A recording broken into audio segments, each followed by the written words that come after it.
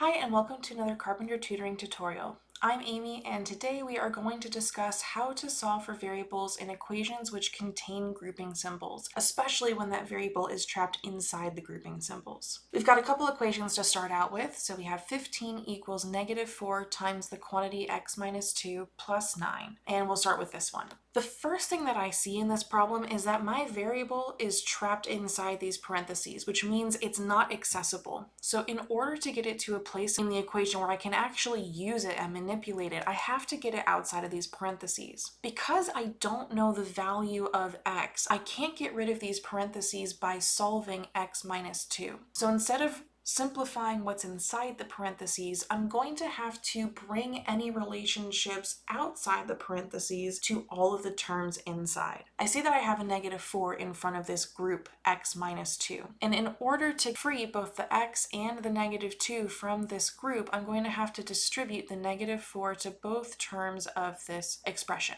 Doing that will give me 15 equals -4x, and then -4 times -2 will give me a +8 plus 9. Well, now this is really great. We don't have parentheses anymore, so I can start to combine like terms on the same side of the equal sign. So I see that I have two number values here, 8 and 9. I can combine these together. So I now have 15 equals -4x plus 17.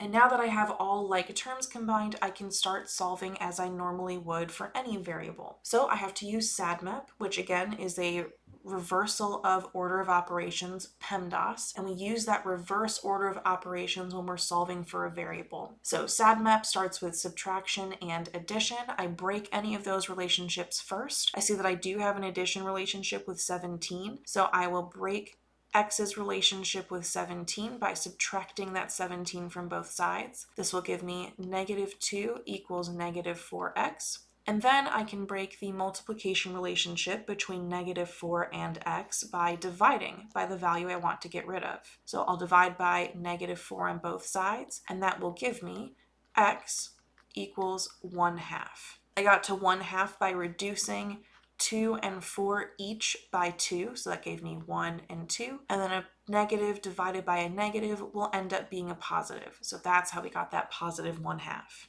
Let's take a look at our other example. I see that we have a similar problem here in that my variable, b in this case, is trapped inside parentheses. I can't simplify what's inside those parentheses, so instead of working from the inside out, I have to work from the outside in. So I see this -5 out in front being multiplied by the entire group, so I will bring that -5 into both terms, and that will allow me to remove the parentheses. So multiplying in that -5 gives me -5b minus 30. This switched to subtraction because -5 times +6 gives us a -30, and then equals 37. Luckily, all of my like terms are already combined in this equation, so I don't have to do any of that work. I can go right into SADMEP. So I will break addition and subtraction relationships first. I see that I do have a subtraction relationship between b and 30, so I will break that relationship by adding 30 to both sides. Just a quick reminder here that it's not so much about the actual operation between them as it is the operation in front of the number. So since I have negative or subtraction in front of this 30, I need to use the opposite, addition, to cancel it out. So at any rate, we will add 30 to both sides. That gives us -5b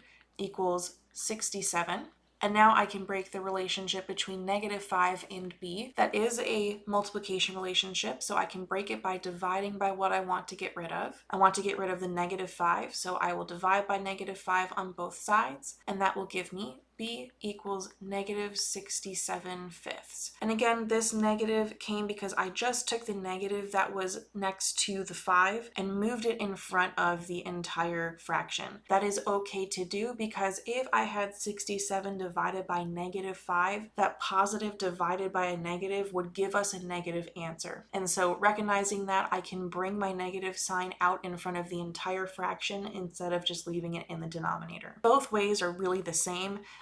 We would probably see it written in a textbook, or a teacher on a test might look for an answer where this negative sign is brought out front, but mathematically they're really both the same. Since we got our answers here, we could always go back and plug them into our original equations to make sure that they work out. But if you are confident with your steps, you may not have to do that double checking step.